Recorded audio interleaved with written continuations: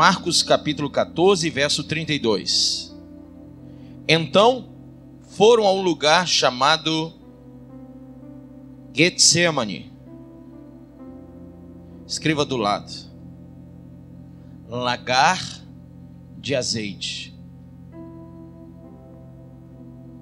Esse é o significado dessa palavra em aramaico, lagar de azeite. Era um lugar que Jesus ia sempre com os seus discípulos. Por que será, hein? Que Jesus estava sempre com os seus discípulos no lagar de azeite.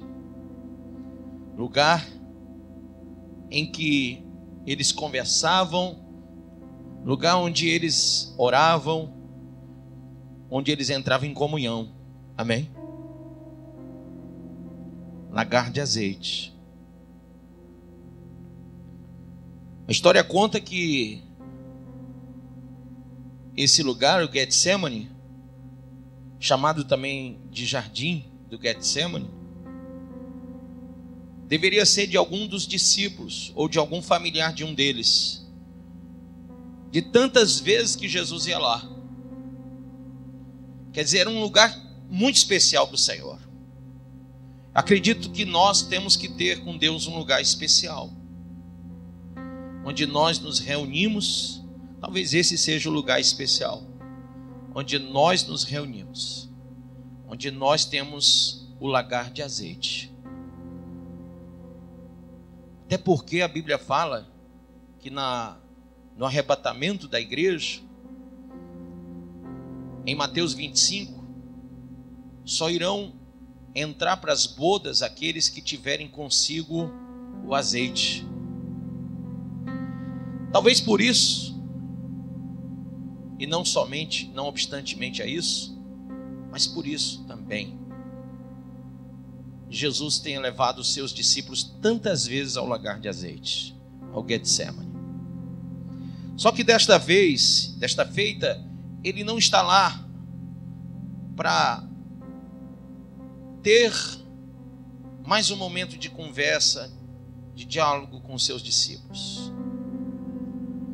Dessa feita, Jesus vai para orar ao Pai, para entregar corpo, alma e espírito a Deus.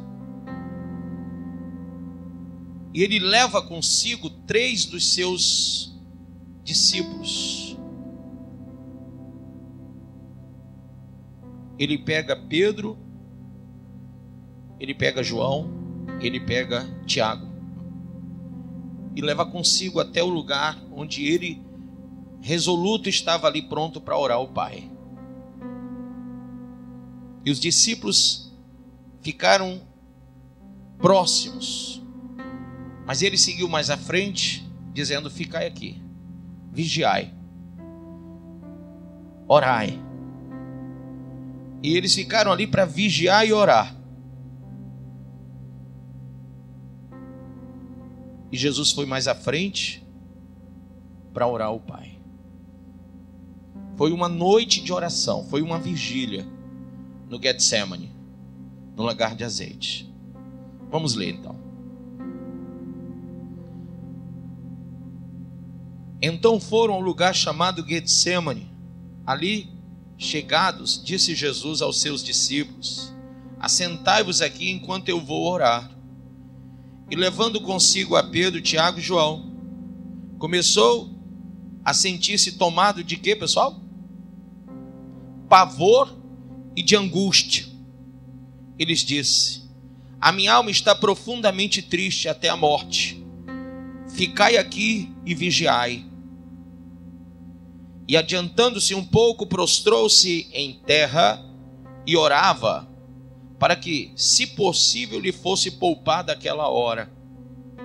E dizia como uma criança: Abba, Pai,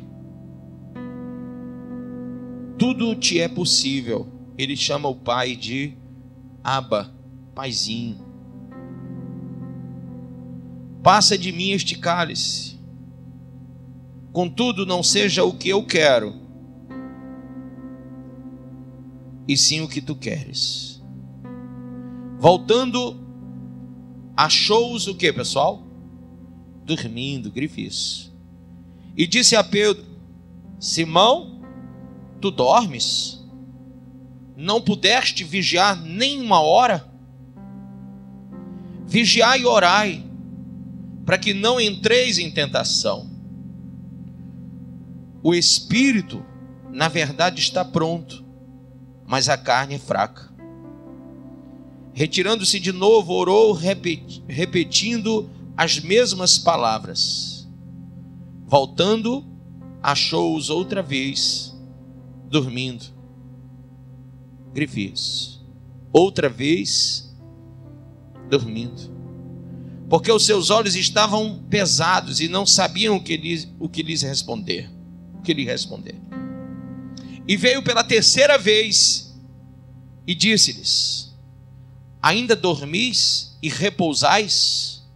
Basta, chegou a hora. Grifias. Ainda dormis e repousais? Basta, chegou a hora. O Filho do Homem está sendo entregue nas mãos dos pecadores. Levantai-vos, vamos, eis que o traidor se aproxima.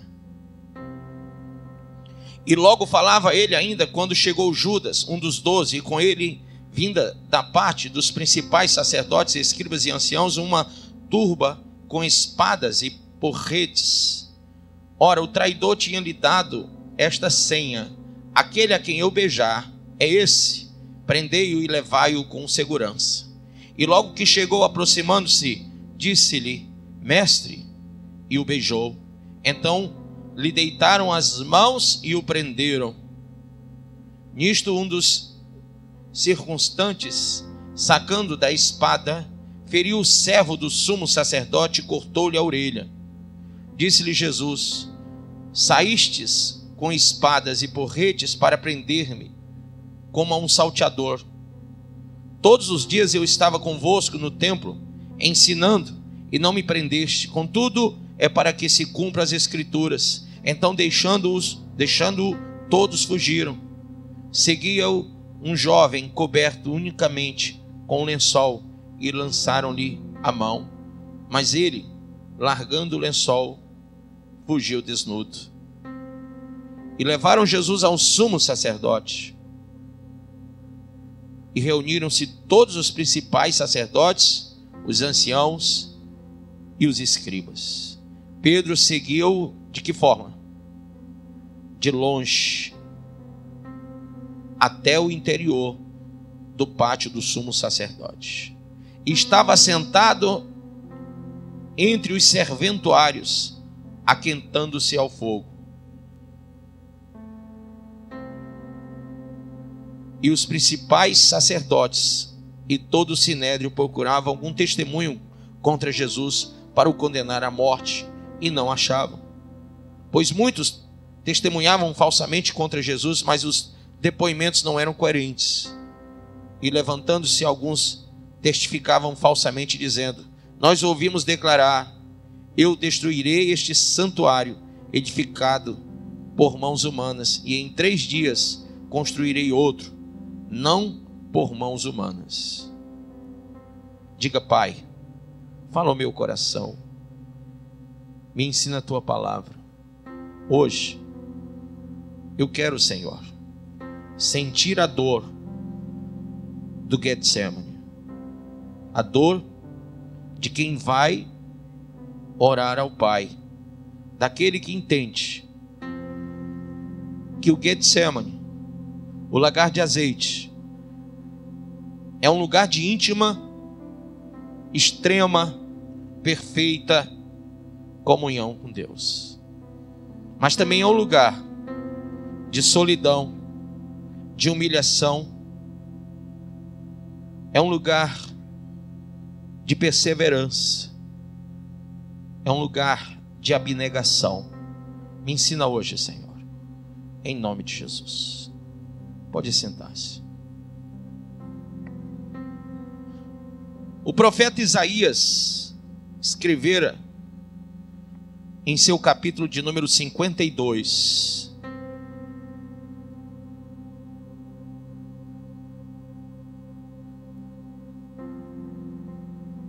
Ele disse: desperta, desperta, veste-te da tua fortaleza, ó Sião, veste-te das tuas roupas formosas, ó Jerusalém, cidade santa, porque nunca mais entrará em ti nem incircunciso nem imundo.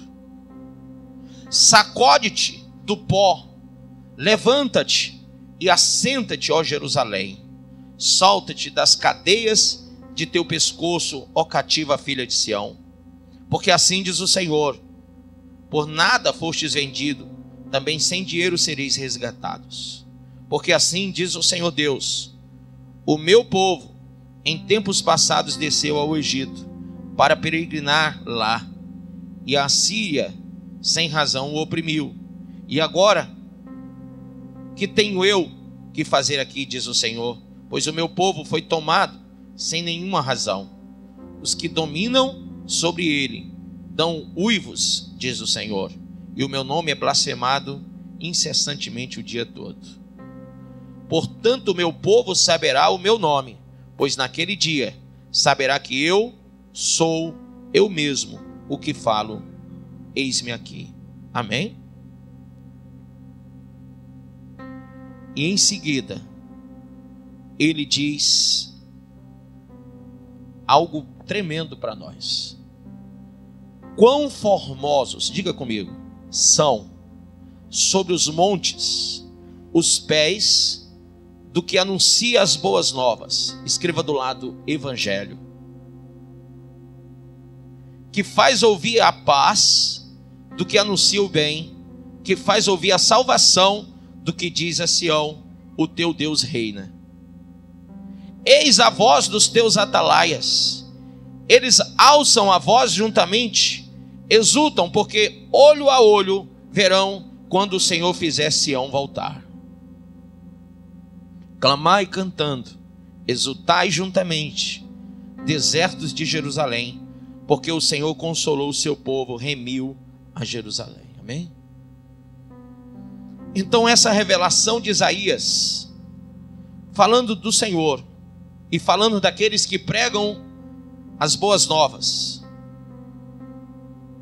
mostrando, irmãos, a dor do Getsemane, lugar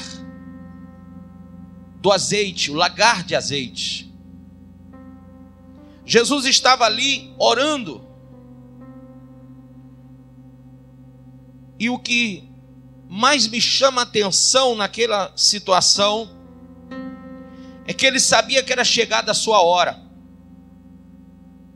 Ele leva consigo 3 homens, diga Pedro, Tiago, João. Eles representavam a igreja, eles representavam o corpo, e eles foram levados, e Jesus disse: ficai assentados e vigiai. Irmãos, tudo que eles tinham que fazer ali naquele momento era vigiar. Eles teriam que ficar acordados a vigília toda. A noite, ela iria demorar. O choro, o pranto de Jesus iria demorar. A Bíblia fala que ele suava sangue. Aquilo tudo era um preço a ser pago. Jesus estava ali sentindo pavor, angústia, e ele os chamou como igreja: vigiai, orai, para que vocês, irmãos, não entrem em tentação. Jesus ia ser tomado deles naquele momento, eles tinham que estar preparados para isso. Mas no versículo de número 37 diz que quando Jesus voltou, achou-os dormindo. Dormindo. Sabe, irmão, você já tentou falar com alguém que está dormindo? Aquele sono profundo. Eu, por exemplo, não consigo falar com a minha mulher quando ela está dormindo, porque ela tem um sono pesado demais. Ela não acorda nem que cai um raio. Que a terra estremeça. Pode ter o que tiver, ela não sai do canto. Se tiver um terremoto daqueles do Japão e o planeta todo se abrir, ela fica na parte de lá e eu na parte de cá, a cama fica no meio. Rachada.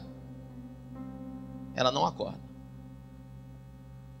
Já eu sou aquela pessoa que se soltar um pingo d'água dentro do quarto, eu já abro o olho e fico procurando onde foi.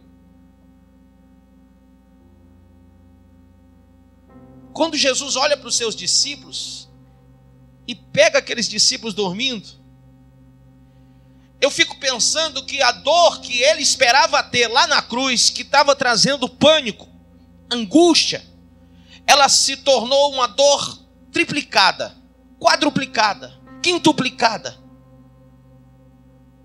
Porque naquela hora, aqueles que seriam alvo do seu sacrifício maior, aqueles que eram alvo do seu amor, da sua dedicação, do seu ministério, homens que ele estava ali ensinando a palavra, preparando dia a dia para exercer o chamado, o ministério, o ide.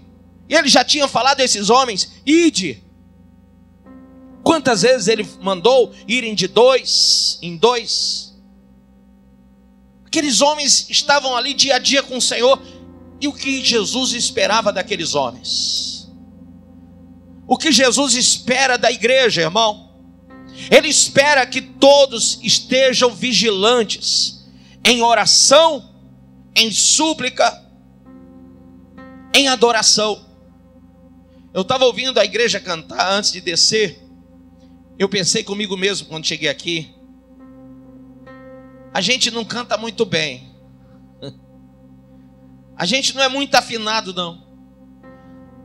De vez em quando a gente dá uma desafinada violenta aqui. Mas eu vou dizer uma coisa para vocês. Quando essa igreja começa a cantar, quando os instrumentos começam a tocar, eu creio que Deus lá no céu, Ele diz aos anjos, aos querubins, aos serafins, aos arcanjos, Ele diz, parem, fiquem quietos, porque a minha igreja está louvando. Porque Deus recebe a nossa adoração, irmão. Deus olha para nós com alegria quando estamos ligados a Ele no lagar do azeite. Então ali no lagar do azeite, Ele olha a primeira vez e vê a igreja dormindo, representada por aqueles 3 homens. E então Ele volta a orar. Ele volta a sofrer, a clamar, a angustiar-se, a ter pânico. E a segunda vez, versículo 40. Achou-os outra vez o quê? Dormindo. Porque os seus olhos estavam pesados demais e não sabiam o que dizer ao Senhor. Então Jesus disse, vigiai. Mas eles não conseguiam vigiar. Isso parece com quem? Quando o Senhor tem falado a todos nós sobre os últimos acontecimentos, através de várias mensagens aqui.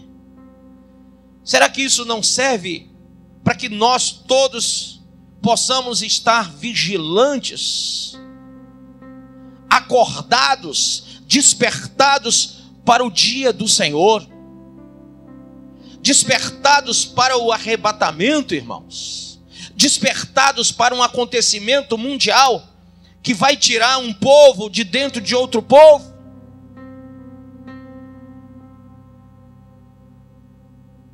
E ele veio a terceira vez e disse: ainda dormis.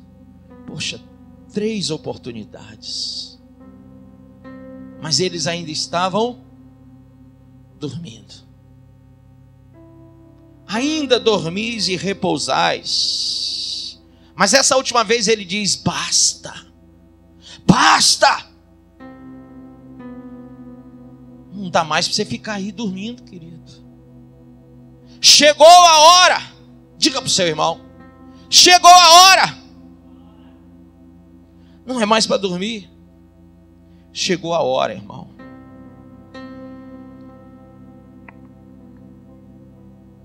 Enquanto você estiver dormindo, você não vai fazer a vontade de Deus.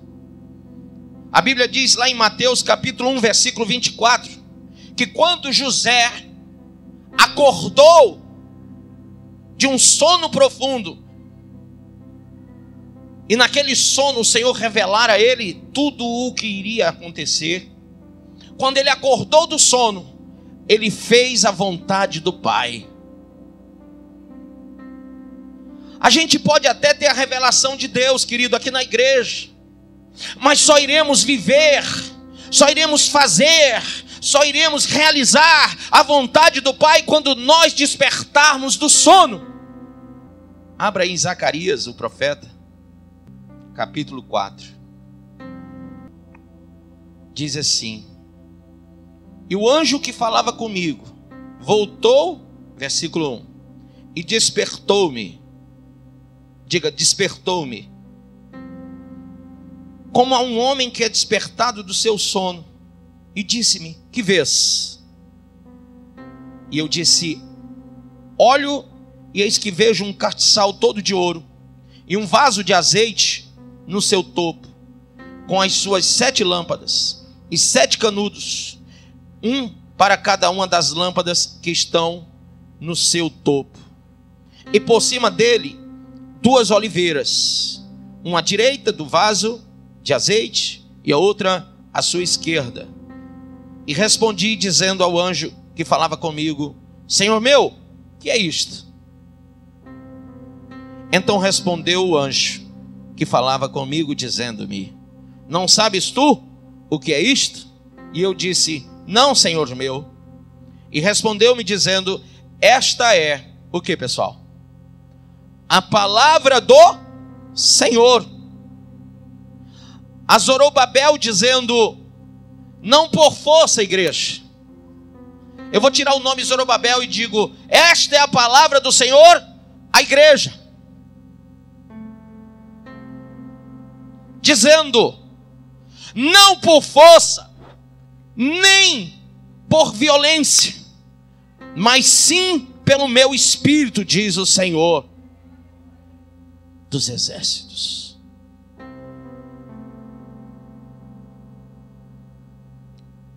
Então ele está nos acordando, não por força nem por violência, mas pelo Espírito que convence o homem do pecado, do juízo e da justiça. Jesus disse: eu vou subir ao Pai, mas vos enviarei o meu Espírito. Amém? Este Espírito que está aqui agora, falando com você, falando ao teu coração, aluzindo todos os pensamentos que você precisa ter agora, dando luz a toda a interrogação que você tem. Deixa. Quando Paulo escreve a carta aos Romanos, ele vê, ele figura, ele demonstra a situação espiritual da igreja de Roma. Lá em Romanos 13, abra. Versículo 1, ele diz: toda alma esteja sujeita às autoridades superiores, porque não há autoridade que não venha de Deus, e as autoridades que há foram ordenadas por Deus. Por isso quem resiste à autoridade resiste à ordenação de Deus, e os que resistem trarão sobre si mesmos a condenação. Porque os magistrados não são terror para as boas obras, mas para as más. Queres tu, pois, não temer a autoridade? Faze o bem e terás louvor dela. Porque ela é ministro de quem, pessoal? De Deus, para o teu bem. Mas se fizeres o mal, teme, pois não traz em vão a espada. Escreva a palavra.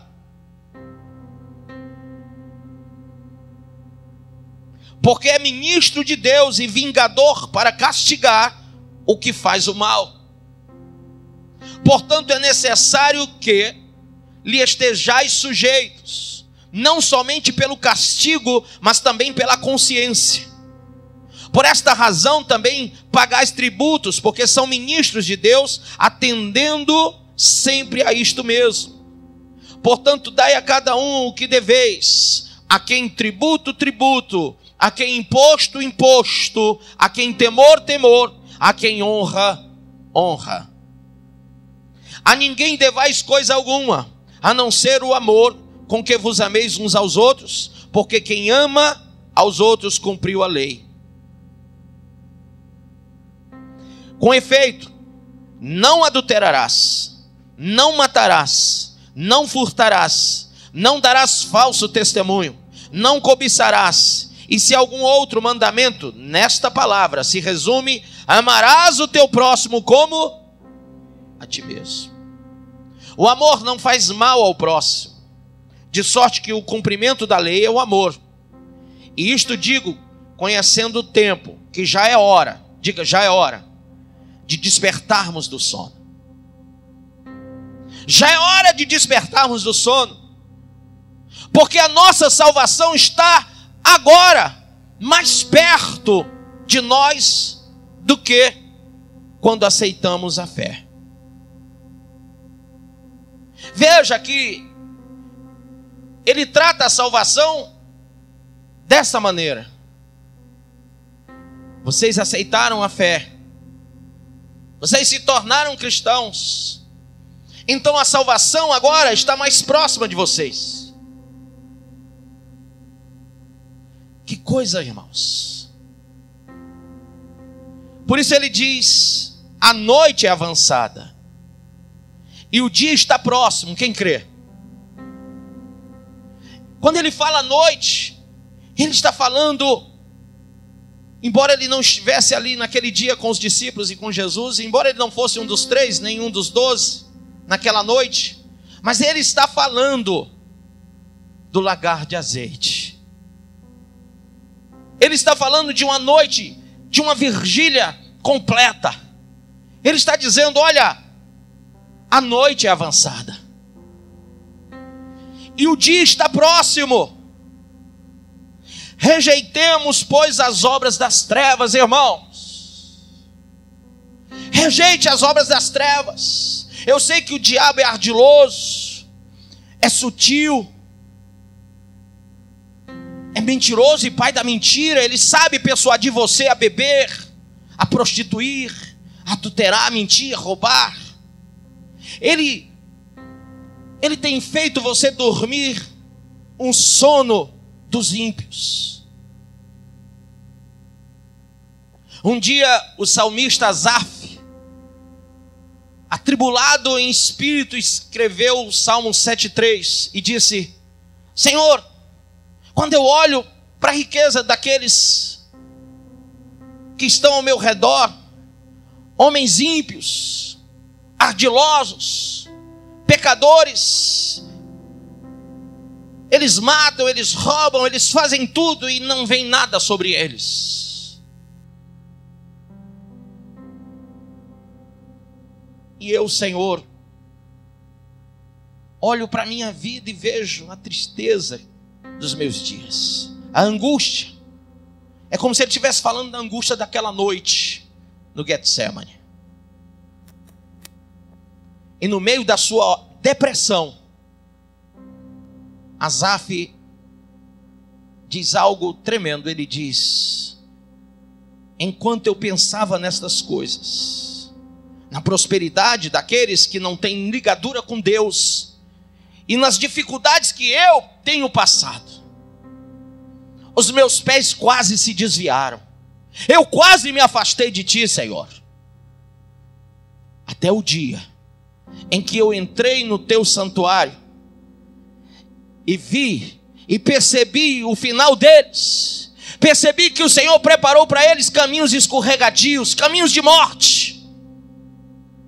Então, irmãos, essa mesma palavra aqui nesse texto, Paulo escreve a Roma dizendo: a noite é avançada e o dia está próximo. Rejeite, pois, as obras das trevas.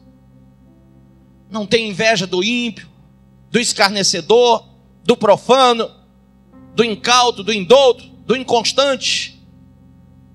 Não tenha inveja daquele que prospera nesse mundo, com as coisas do mundo.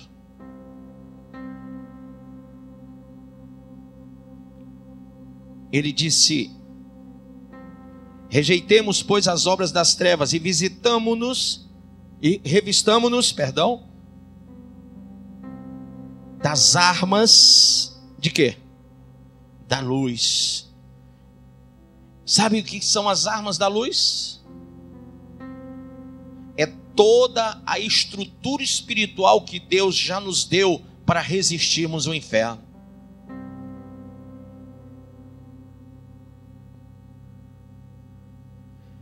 E ele diz: andemos honestamente, como de dia, não em glutonarias, nem em bebedeiras, nem em desonestidades, nem em dissoluções, nem em contendas e inveja, mas revesti-vos do Senhor Jesus Cristo, e não tenhais cuidado da carne em suas concupiscências. Amém, querido? Veja a carta de Paulo aos Éfesos, capítulo de número 5. Jesus está no Getsemane. E ninguém está vigiando. A hora é chegada. É chegado o reino de Deus e a salvação. Mas ninguém está vigiando. E ele diz: despertai, vigiai e orai. Na primeira e na segunda, mas na terceira ele manda uma terceira coisa. Ele diz: levantai-vos. Levantai-vos. Irmão, você não tem só que despertar. A primeira ordem foi senta. A segunda foi vigia. Mas a terceira foi levanta. Se você não levantar, você vai dormir. Porque quem está sentado não consegue muito tempo ficar de olho aberto. Tem hora que dá sono. Ainda mais num friozinho desse, com a chuvinha, você sentado aí, se você não estiver muito vigilante, você acaba dormindo, sim ou não? Então ele diz: levanta, porque agora não é mais hora, basta de dormir, basta de descansar. Você já descansou muito, você já ficou muito tempo aí sentado, agora se levanta, porque é chegado o reino de Deus. Na carta aos Éfesos, capítulo de número 5, verso 8, ele diz: porque noutro tempo erais trevas, mas agora sois luz no Senhor. Luz no Senhor. Andai como filhos da luz, porque o fruto do Espírito está em toda a bondade, justiça e verdade, aprovando o que é agradável ao Senhor, e não comuniqueis com as obras infrutuosas das trevas. Não comuniqueis, não vos associeis, não vos igualeis, não vos assenteis. Olha, o mal de Pedro foi seguir Jesus de longe. Tem muita gente que está na igreja seguindo a Jesus de longe. Tem muita gente que quando ele foi para a entrevista com o sacerdote, Pedro sentou-se no meio dos escarnecedores, dos que estavam ali para se arregimentarem e arrumarem falsos testemunhos contra Jesus. Pedro estava ali no meio das trevas, no meio dos filhos das trevas, no meio dos escarnecedores, na roda dos escarnecedores, desobedecendo o Salmo capítulo 1. Ouvindo aqueles que estavam se arregimentando contra o seu Senhor, mas ele tinha que ficar calado. Ele não podia se destacar, ele não podia falar, ele não podia dizer nada, ele não podia defender. Mas em um outro momento, Pedro disse: Senhor, jamais eu vou deixar que alguém toque em ti. Em outro momento ele disse: Senhor, se eles te tocarem, ainda que eu morra contigo, mas eu nunca te negarei. E quando os filhos das trevas olharam para ele e disseram: tu és um deles, porque tu fala como ele. Ele disse: não, eu não sou. E alguém disse: és sim, porque tu parece com ele, tu te veste como ele. Não, eu não sou. E alguém outro chegou e disse: claro que és, porque até a tua forma de agir é como a dele. E ele disse: eu não sou, eu não conheço esse Jesus, eu não conheço, eu não quero saber dele. A igreja está dormindo, e muitos da igreja estão no meio dos escarnecedores, participando das obras infrutuosas das trevas. Por que infrutuosas? Porque não são frutos de misericórdia, de salvação, são frutos de destruição. Ele disse: não comuniqueis com as obras infrutuosas das trevas, mas antes condenai-as. Condenai-as. Porque o que eles fazem em oculto, até dizê-lo, é torpe, mas todas essas coisas se manifestam sendo condenadas pela luz, porque a luz tudo manifesta. Amém ou não amém?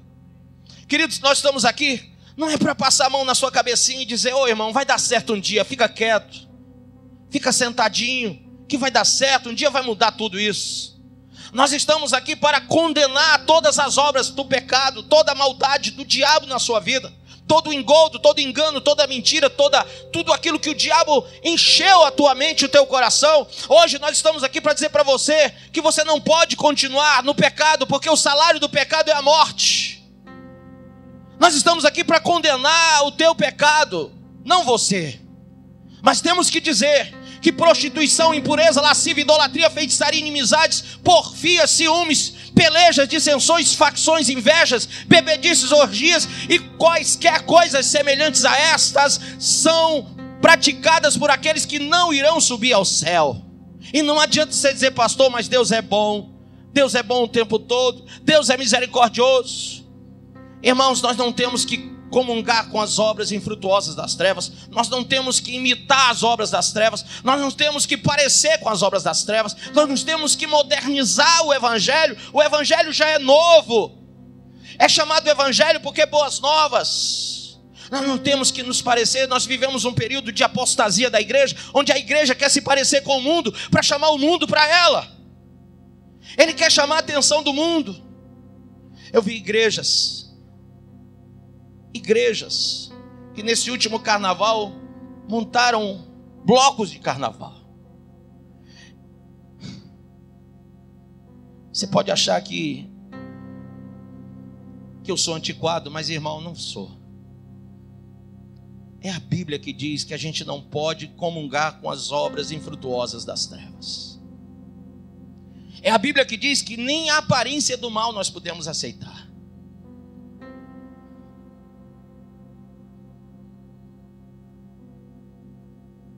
E ele diz: mas todas essas coisas se manifestam, verso 13, sendo condenadas pela luz, porque a luz tudo manifesta. Por isso diga comigo: desperta, tu que dormes. Olhe para o seu irmão do lado, toque no ombro dele e diga: por isso, diz o Senhor, desperta, tu que dormes, e levanta-te dentre os mortos, e Cristo te esclarecerá. Se você despertar, as boas novas virão a ti, a salvação virá a ti. Mas desperta e levanta, irmão.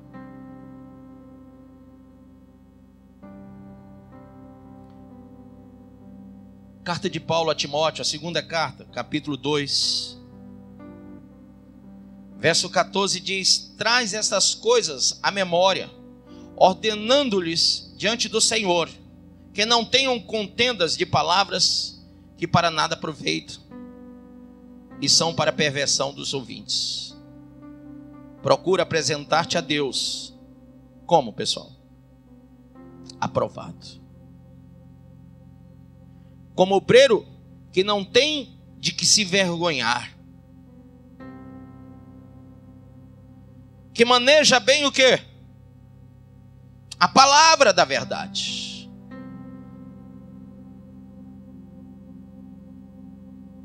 Mas evita os falatórios profanos, porque produzirão maior impiedade. E a palavra desses roerá como gangrena, entre os quais são Emineu e Fileto, os quais se desviaram da verdade, dizendo que a ressurreição era já feita, e perverteram a fé de alguns. Todavia, o fundamento de Deus fica firme, tendo este selo. O Senhor, diga, o Senhor, olha o selo de Deus. O Senhor conhece os que são seus, e qualquer que profere o nome de Cristo, aparte-se da iniquidade. Qualquer que profere o nome de Cristo,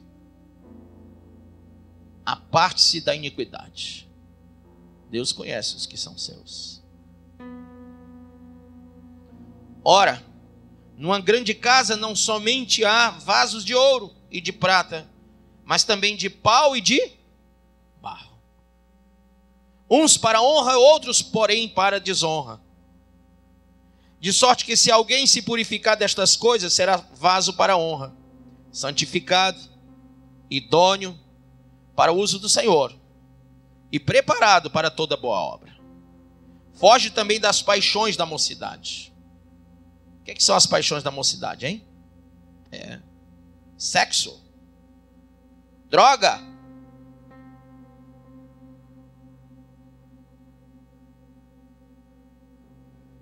na minha época era rock and roll, hoje é funk, né? Foge das paixões da mocidade e segue a justiça, a fé, o amor, a paz, com que os que com um coração puro invocam o Senhor, e rejeita as questões loucas e sem instrução, sabendo que produzem contendas. Escreva do lado, internet. Tem muita gente se misturando com o que não deve lá, né? Você ouve uma palavra aqui, outra acolá, outra bem ali, outra acolá, se daqui a pouco você está uma miscelânea de doutrinas loucas. Em vez de você ser a noiva prudente, você é a noiva louca. Engraçado que às 10, em Mateus 25, eram noivas. Mas umas estavam o quê? Loucas. E outras, sãs. O que é que mantém a sanidade mental da gente? Equilíbrio. Equilíbrio. Um jovem aqui da igreja me perguntou: pastor, o senhor ouve muito mensagem de outros pastores? Eu disse: não, muito não, quase nunca. Vai dizer, esse mês, por exemplo, eu não ouvi nenhuma. Por quê, pastor? Teologia pura. Teologia pura, diga isso. Teologia pura. O que é isso? É que quando você ouve muita gente, você acaba ficando meio que perturbado. Você ouve tanta coisa, irmão. Quando você estuda teologia, eu passei uma vida estudando isso, aí eu procuro seguir o que eu aprendi. E se eu ficar ouvindo gente ensinando outras coisas diferentes do que eu aprendi, eu vou ficar uma virgem louca. E eu não quero ser a virgem louca. Eu não quero ser uma virgem misturada com várias doutrinas, pervertida, prevaricada, fornicada miscelânea, pela quantidade imunda de pensamentos que engendraram por ideologias, por filosofias dentro da igreja. Não quero, eu prefiro teologia pura. Amém? Eu prefiro beber a água da fonte. É melhor. Então, ele diz: rejeita as questões loucas e sem instrução, sabendo que produzem contendas. E ao servo do Senhor não convém contender, mas sim ser manso para com todos, apto para ensinar, sofredor, instruindo com mansidão os que resistem. Grife aí. A ver se porventura Deus lhes dará arrependimento para conhecerem a verdade. Tem gente que resiste, mas ele diz: olha, fala com eles com mansidão, porque pode ser que Deus um dia dê a eles arrependimento para conhecerem a verdade e tornarem a despertar, desprendendo-se dos laços do diabo em que a vontade dele estão presos. Então, essa palavra ela vem para despertar e desprender você dos laços do diabo. Amém ou não amém?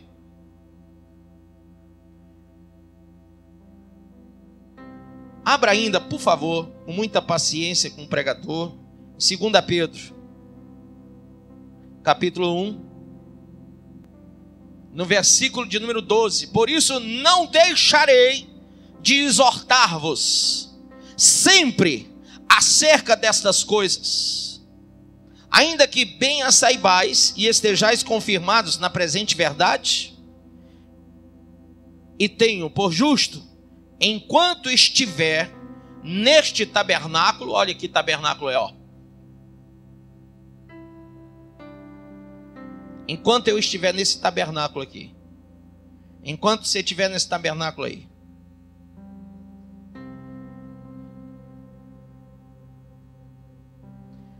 enquanto estiver nesse tabernáculo, despertar-vos com admoestações, sabendo que brevemente hei de deixar este meu tabernáculo, como também nosso Senhor Jesus Cristo já me tem revelado.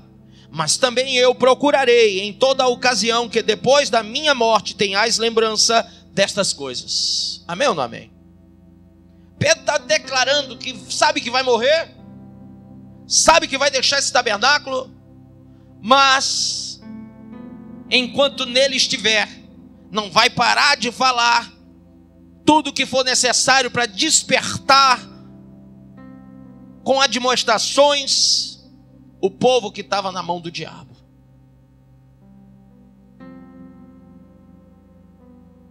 Eu queria que você caminhasse comigo por último agora, até o profeta Abacuque. Vamos lá. Capítulo 2. Amém? Sobre a minha guarda estarei, versículo 1. E sobre a fortaleza me apresentarei e vigiarei. Que coisa linda, que coisa forte. Para ver o que falará a mim e o que eu responderei quando eu for repreendido. Então o Senhor me respondeu. Onde é que o profeta estava, irmão? Estarei sobre a minha guarda estarei, e sobre a fortaleza me apresentarei e vigiarei. Amém? Se você não estiver dessa maneira, você não vai ouvir a repreensão. E você precisa, e eu também, nós precisamos ser repreendidos. Quem aqui é pecador, levanta a mão. Então o Senhor me respondeu e disse: escreve a visão e torna bem legível sobre tábuas, para que a possa ler quem passa correndo. Ou seja, tinha que ser com uma letra bem grande, para quem passar correndo enxergar. Porque a visão é ainda para o tempo determinado, mas se apressa para o fim. E não enganará. Se tardar, espera-o. Amém? Se tardar, esperam. Pedro escreveu: alguns tomam como tardia a volta do Senhor, mas ele apenas espera que alguns sejam repreendidos, se convertam, sejam livres das garras do diabo. Se tardar, espero, porque certamente virá, não tardará. Quem crê? Quem crê? Quem crê que Jesus não vai tardar mais? Se Ele está dizendo para você hoje, basta de dormir, te levanta, é porque Ele não vai tardar mais.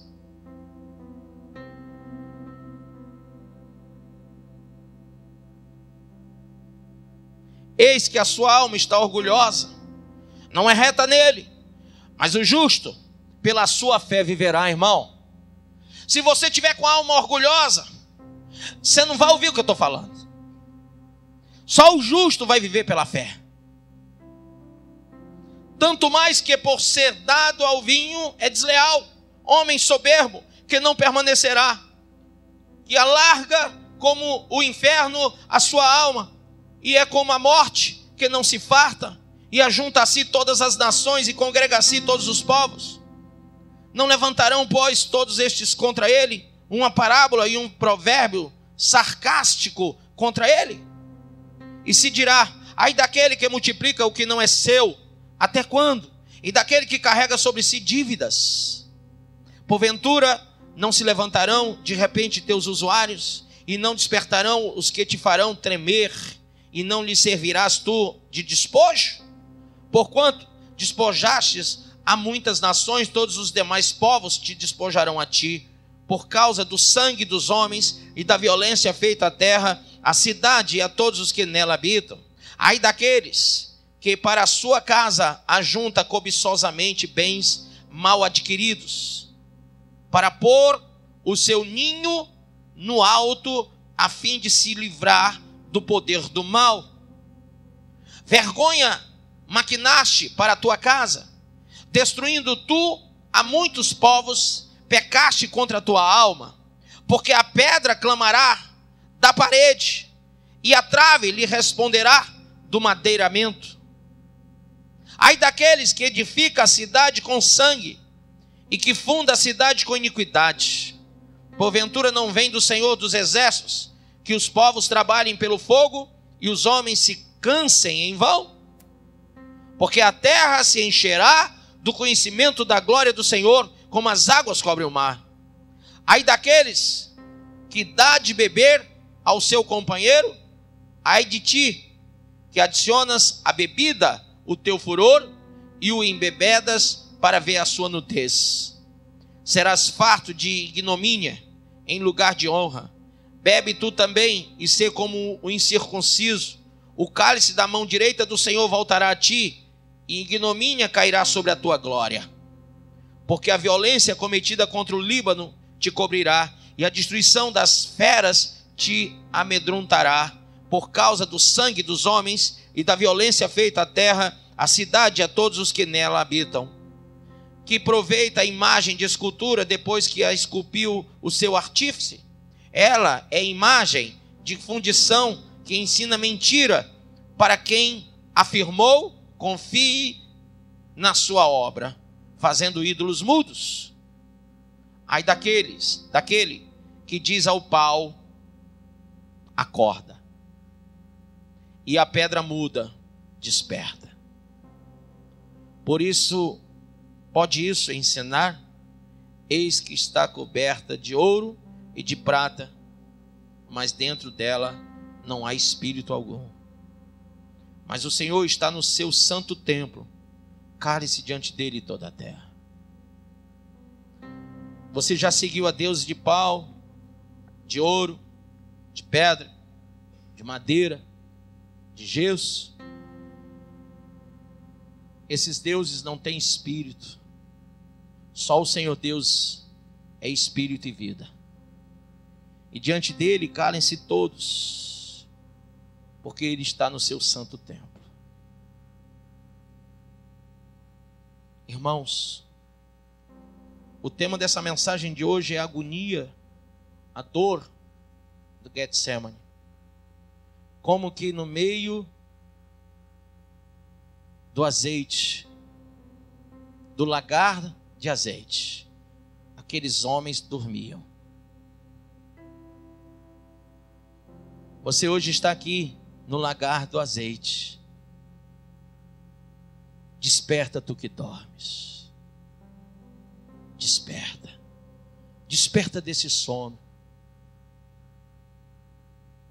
Levanta-te, pois o Senhor teu Deus é que te chama para que você deixe o pecado, a morte e o mal. Eu quero hoje, no meio de vocês, chamar aqueles que estão dispostos a vigiar e orar nessas últimas horas que antecedem o arrebatamento da igreja. Você que entregou sua vida a Mamon, ao dinheiro, entregou o seu tempo ao dinheiro, a sua alegria, a sua felicidade ao dinheiro, porque você está sempre condicionado a ter ou não ter, eis a questão. Se você não tem o dinheiro, você é pobre, miserável, nu e cego.